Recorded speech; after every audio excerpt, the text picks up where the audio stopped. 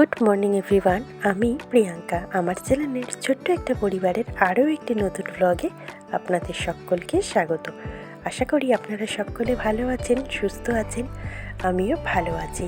তবে কালকের তুলনায় আজকে ঠান্ডাটা একটু বেশিই পড়েছে, কেননা কালকে বেশ দুপুরের পর থেকে ছিটেফোঁটা বৃষ্টি হয়েছে, ঝিরঝির করে হয়েছে প্রায় কিছুক্ষণই। তবে আজকে সকালটা জানেন তো কালকের তুলনায় বেশ সুন্দরভাবে ফুটে উঠেছিল।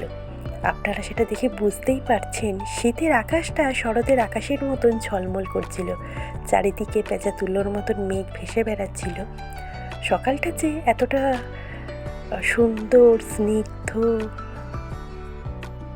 ভাবে শুরু হবে সেটা বুঝতে পারিনি। কালকে যেহেতু মেঘাচ্ছন্ন আকাশ ছিল, তার তুলনায় আজকের আকাশটা যে এতটা ঝলমল করবে সত্যিই কিন্তু আমি বুঝে উঠতে পারিনি। বেশ অনেকক্ষণ ছাদে দাঁড়িয়েছিলাম, তারপরে গাছগুলির একটু ভিডিও তুললাম। তবে আজকের কালকের মতন অতখানিও হাওয়া দিচ্ছিল না, তবে অল্প অল্প হাওয়া হচ্ছিল। আর আমি ঝিঙে আলু পোস্তটা বসিয়ে দিয়েছিলাম, তবে ওই যে আকাশের মুগ্ধতায় এতটাই মেতে গেছিলাম যে ঝিঙে আলু রান্নার ভিডিওটাই আমি তুলিনি। ফোনটা নিয়ে যে ছাদে চলে গেছিলাম, আকাশটা এত সুন্দর দেখেই চটপট করে ঝিঙে আলু পোস্তটা বসিয়ে দিয়েই ফোনটা নিয়ে ছাদে চলে গেছি আকাশের ভিডিও বানাবো দেখে। তো যাই হোক, তারপরে নিচে নেমে স্নান টান তো কমপ্লিট হয়েই গেছে, আর মাছটা বসিয়ে দিচ্ছি। তবে আজকে সানডে মানে আপনারা জানেন আমাদের বাড়িতে নট ইজ ফান ডে। তো সেরকমই আমি এখন ফুলকপি আলু দিয়ে কাতলা মাছের ঝোল করব। আর আমার ছোটো মেয়ের পরীক্ষা হয়ে গেছে গত বৃহস্পতিবার, তো তার বায়না ছিল শুক্রবার দিনই তাকে তার মামার বাড়িতে দিয়ে আসতে হবে। কিন্তু শুক্রবার শনিবার আপনাদের দাদাভাই একদম সময় পায়নি, অফিস ছিল, একটু তাড়াতাড়ি চলে গেছিলো। যদিও শনি রোববার একটু বেলা করে যায়, তবে একটু প্রবলেমের জন্য একটু তাড়াতাড়ি চলে গেছিলো। তো সেই কারণে ও তো দিয়ে আসতে পারিনি। তাই আজকে আমাকে খুব আষ্টে পৃষ্ঠেভাবে ধরেছে যে মা তুমি একটু দিয়ে আসো আমার আজকের ভীষণ মামদের বাড়ি যেতে ইচ্ছা করছে। তো বললাম ঠিক আছে চল, আমি তাহলে কিন্তু সকালে তো দিয়ে আসতে পারবো না, সকালে আমার রান্না বান্না থাকে, কাচাকুচি করা, যাই হোক সমস্ত কাজ তো থাকেই।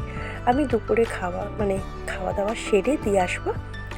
দিয়ে আবার চলে এসেছি আমরা তিনজনে, মানে আমার বড় মেয়ে, ছোটো মেয়ে আর আমি গেছি, গিয়ে দিয়ে চলে এসেছি ছোটো মেয়েকে, আর আমি আমার বড় মেয়ে ফিরে এসেছি।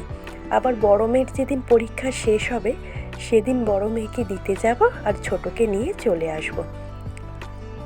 তো ওদের পরীক্ষা শেষ হলে এরকম অল্টার করে ওরা আগে থেকে আসে, আবার যখন আমি পরে 2-3 দিনের জন্য যাই তখনও ওরা আমার সাথে যায়। আসলে ছোটো মানুষ তো বাড়িতে একা থাকতে পারবে না, সেই কারণে। তো দেখুন আমি আদা জিরে বাটা দিয়ে ফুলকপির ঝোলটা বেশ ভালো মতন করেই বসিয়ে দিচ্ছি। আর তারপরে একটু চিকেন করব, কেন প্রথমে আপনাদের দাদাভাই বলেছিল ফ্রিজে অনেকটাই কাতলা মাছ রয়েছে, আপনারা দেখতেই পেলেন। তো বলেছিল যে পুরোটাই করে নিতে, কিন্তু মেয়ের বায়না বা আবদার, আজকে ছিল আবদার, বায়না নয়, যে আমি তো চলে যাব বাবা, একটুখানি মাংস আনবে না। তাই মেয়ের আবদার মেটাতে তার বাবা দৌড়ে চলে গেল বাজারে মাংস আনতে। তো যাই হোক, মাছের ঝোলটা আমাদের মতনই রান্না করলাম, আর চিকেনটা ওদের 2 বোনের মতনই করে দিয়েছিলাম। তো মাছের ঝোলটা বসিয়ে নিয়ে জামা কাপড়টা আজকের আমি আর ছাদে মেলতে যাইনি। আপনাদের দাদা ভাইয়ের বেশ অনেক কটা জামা কাপড় জড়ো হয়েছিল, তো সেই জামা কাপড়গুলিও নিজেই কেচে ছাদে মেলে দিয়ে এসছে। তাই আমাদের জামা কাপড়গুলি আজকের আমরা নিচেই মেলে দিয়েছিলাম। পরীক্ষার পর একটা সুবিধা থাকে কি বলুন তো, যে সমস্ত বাচ্চাদের মামার বাড়ি বা দিদার বাড়ি একটু দূরে হয়, তারা বেশ ভালোই ছুটি কাটিয়ে আসতে পারে। কিন্তু আমার মামার বাড়ি না আমাদের বাড়ির একদম পাশেই, তাই পরীক্ষা শেষ হওয়ার মামার বাড়ি গিয়ে ছুটি কাটানোর মজাটা কিন্তু আমরা ছোটোবেলা থেকে কোনো দিনই উপভোগ করতে পারিনি। যেহেতু মামার বাড়ি একদম বাড়ির পাশেই, আমাদের বাড়ির থেকে আমার মামার বাড়িতে জানলা দিয়ে কথা বলা যেত, এতটাই কাছে ছিল। আর আমার বড় মাসি সেজো মাসির বাড়ি একটু দূরে ছিল, তো সেই কারণে আমরা মানে আমি, আমার বড় মেজো মাসির মেয়ে, আমার মাসির মেয়ে কী করতো, পরীক্ষা শেষ হলে আমরা সবাই এক সপ্তাহ করে পালা করে আমার বড় মাসি আর সেজো মাসির বাড়ির থেকে ঘুরে আসতাম। তখনকার মজাটা ছিল বেশ অন্য রকম, আর আলাদা একটা লেভেল ছিল তখনের মজার। পরীক্ষা কবে শেষ হবে, কবে মাসির বাড়ি যাব। এখনকার বাচ্চাদের একটা ফোন পেলেই পরীক্ষা শেষ হলে কতক্ষণে ফোনটা হাতে নিয়ে বসে থাকবে, ব্যাস। ওরা এই সমস্ত মজাগুলি কিন্তু উপভোগ করেও না আর উপভোগ করতে চায়ও না। তো মাছের ঝোল রান্না হয়ে গেল। আপনাদের দাদাভাই এখন বেরিয়ে যাচ্ছে অফিসে, আর ও চিকেনটা নেয়নি, চিকেন বলেছিল রাতে আমার জন্য একটু রেখো, অল্প একটু, তাহলেই হবে। তো সেই কারণে চিকেনটা আমি পরে বসাচ্ছি। আর এদিকে ফোনটা নিতে ভুলে গেছে, ফোনটা না নিয়েই বেরিয়ে গেছে। আমি তাড়াতাড়ি করে আসলাম ফোনটা দেওয়ার জন্য। ফোনটা চার্জে ছিল, চার্জারটা নিয়ে নিয়েছে ব্যাগে, কিন্তু ফোনটা দেখুন নিতে ভুলে গেছে। আমি আবার ফোনটা নিয়ে তাড়াতাড়ি করে দিয়ে দিলাম, কেননা ট্রেন ধরবে, ট্রেনের টাইম হয়ে গেছে। আর যদিও বাড়ির থেকে স্টেশন হাঁটা পথে মাত্র 6-7 মিনিট লাগে, অনেকটা দূরত্ব নয়, তো সেই কারণে। তো আমি এবার লাইটটা অফ করে চিকেনটা বসাতে চলে গেলাম। তো চলুন এবারে চিকেনটা বসিয়ে ফেলি। প্রথমে তো আলুটা ভেজে নেবো যেরকমভাবে ভাজি। আর বড় মেয়ের আজকে পড়া আছে, সকাল 10টা থেকেও পড়তে চলে গেছে। আর কেননা কালকে তো সংস্কৃত পরীক্ষা, তাই আজকের ওর আন্টি পড়াবে সকালে 10টা থেকে। তবে আন্টিটা না বেশ ভালো, পরীক্ষার আগে অনেকক্ষণ করে এক্সট্রা পড়ায়, টাইম দেখে না। যেমন ধরুন সকাল 7টা থেকে দুপুর 12টা পর্যন্ত টানা পড়ায়। টানা বলতে মাঝখানে আধ ঘন্টা টিফিন ব্রেক দেয়, তখন বাড়িতে এসে চটপট করে যা টিফিন করি বা ভাত খেয়ে দুটো চলে যায়। বেশ নিজের মতন করে পড়ায়। এখনকার টিচারদের মতন নয় যে প্রফেশনালি ঘড়ি ধরে পড়ালেও 2 ঘন্টা বা 1.5 ঘন্টা, ব্যাস, তার বেশি আর পড়াবে না। যে পরীক্ষা দেখে আগে পড়ায়, আমার ছোটো মেয়ের টিচার মানে কাকুলিদিও ওরকম করে, বেশ সুন্দর ঘড়ি ধরে পড়ায় না। দুটো টিচারই বেশ ভালো, নিজের মতন করে পড়ায়। পরীক্ষার আগে সানডে পড়ায়, স্যাটারডে পড়ায়, সেসব নিয়ে কোনো ছুটি টুটি বা কোনো কিছুই অসুবিধা করে না বা হয়ও না আমাদের ওই কারণে।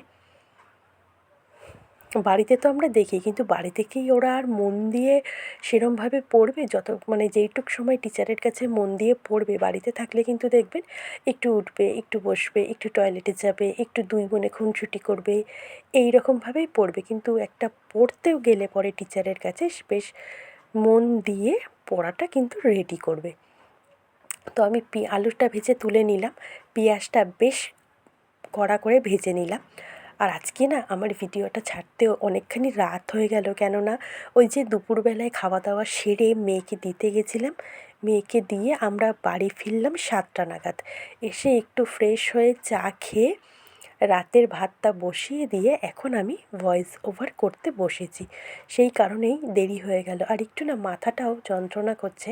ভেবেছিলাম হয়তো কালকে আজকের ভ্লগ আর কালকের ভ্লগ মিলিয়ে দুটো ভ্লগ একসাথে দেবো, কিন্তু ভাবলাম না, কাজটা পেন্ডিং পড়ে থাকবে। যখন ভিডিও শ্যুট হয়েই গেছে তখন চলো ব্লগটা শুরু করেই ফেলি, ভিডিওটা শেয়ার করেই ফেলি।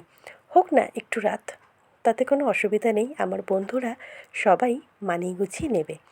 তো পেঁয়াজটা লাল করে ভাজার পরে বেটে রাখা টমেটো, রসুন আর কাঁচা লঙ্কাটা দিয়ে দিলাম।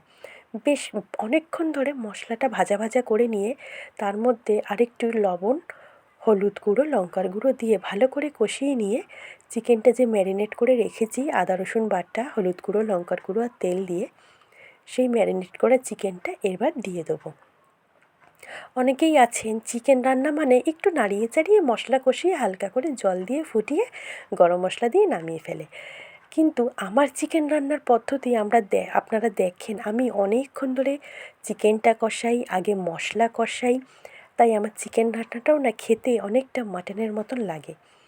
সেটা আপনাদের দাদাভাই বলে অবশ্য যে চিকেনটা খুব ভালো হয়েছে রান্নাটা। আর যে কোনো জিনিসই রান্না করলে কিন্তু খুব মন দিয়ে রান্না করলে সেই জিনিসটা সত্যিই খুব ভালো খেতে হয়। সেটা নিরামিষ তরকারিই হোক, চিকেনই হোক, বিরিয়ানিই হোক, আর এমনি সবজি ভাতই হোক না কেন, তাই না? তো দেখুন চিকেনটা বেশ ভালো করে আমি কষিয়ে নিলাম। এরপরে আলুটা দিয়ে আরেকটু কষাবো, আর এদিকে ততক্ষণে এই বাটিটার মধ্যে গ্যাসেই একটু গরম জল করে নেবো, কেন চিকেনটাতে গরম জলটা দেবো। চিকেনটাতে যেহেতু এতক্ষণ ধরে প্রসেসটা হচ্ছে, এরপরে ঠান্ডা জল দিয়ে দিলে দেখবেন প্রসেসটা কিন্তু ইকুয়াল 0 হয়ে যায়। যখনই চিকেনটা এতক্ষণ ধরে কষানোর পরে আপনি গরম জলটা অ্যাড করবেন, তখন কিন্তু সেই প্রসেসটা চালু থাকে। গরম জলটা দেওয়া মাত্রই চিকেনটা টকবক করে ফুটে ওঠে, আর ঠান্ডা জল দিলে পরে দেখবেন চিকেনটা ফোটাটা বন্ধ হয়ে যায়, ফুটতে সময় লাগে। তাই আমি চেষ্টা করি বিশেষ করে শীতকালটাতে সব রান্নার মধ্যে, সেটা মাছের ঝোল করি, চাই চিকেন করি, যাই নিরামিষ তরকারি করি না কেন, একটুখানি গরম জলটা অ্যাড করতে, যাতে প্রসেসটা ইকুয়াল থাকে। আপনারাও চেষ্টা করবেন শীতকালে তরকারিতে একটু গরম জলটা দিয়ে ফোটানোর জন্য, এতে তরকারির টেস্টটাও খুব ভালো হয় আর ওই প্রসেসটাও ইকুয়াল থাকে। তো গরম জল আমার হয়ে গেছে, খুব একটা ফোটেনি জলটা, বেশ মোটামুটি ভালোই গরম হয়েছে ফোটার আগের মুহূর্তে পর্যন্ত। তো দেখুন দিয়ে দেওয়া মাত্রই চিকেনটা কিন্তু ফুটতে আরম্ভ করে দিয়েছে। এবার ঢেকে দেবো। চিকেন আলুটা প্রায় অর্ধেকের বেশি সেদ্ধ হয়ে গেছে এতক্ষণ ধরে কষানোর জন্য। এবার ঝোলে ফুটলে পরিমাণ মতন একটু গরম মশলা আর একটু আজকে ধনেপাতা দিয়েছিলাম, জানেন তো। তবে চিকেনটা আজকের খেতে বেশ ভালো হয়েছিল, আমার মনে হয় ধনেপাতার জন্য। আমি কোনো দিনও চিকেনে ধনেপাতা দিই না, গরম মশলা দিয়েই নামাই, তবে আজকে গরম মশলাও দিয়েছি আর ধনেপাতাও দিয়েছি, তাই হয়তো খেতে বেশ ভালো হয়েছিল। গরম মশলাটা তো অ্যাড করে দিলাম। আসলে গরম মশলাটা অ্যাড করেই আমি নামিয়ে ফেলছিলাম। তারপর কি মনে হলো, ভাবলাম ধনেপাতা যখন অনেকটাই আছে, চলো একটু চিকেনেও দিয়ে দিই, মাছের ঝোলে তো দিয়েইছি, তাই ধনেপাতাটা আর দেখানো হয়নি।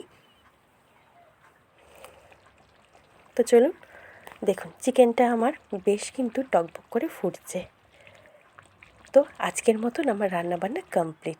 আশা করি আপনাদের আজকের ভিডিওটাও ভালো লাগবে, আর ভালো লাগলে অবশ্যই চ্যানেলটা সাবস্ক্রাইব করে পাশে থাকবেন, আর লাইক শেয়ার কমেন্ট করবেন। আর ভিডিওটা দেখার জন্য thank you so much. Tata.